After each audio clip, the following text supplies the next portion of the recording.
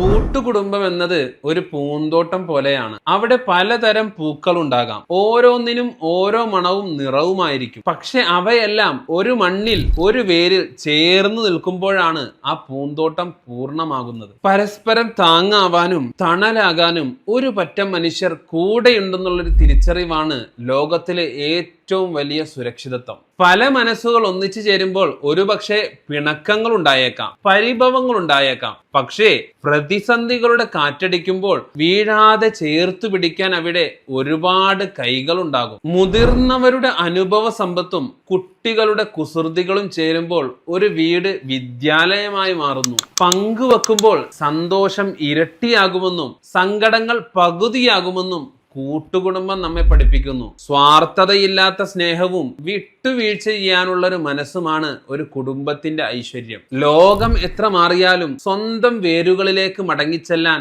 ഒരിടം ഉണ്ടാകുക എന്നത് പുണ്യമാണ്.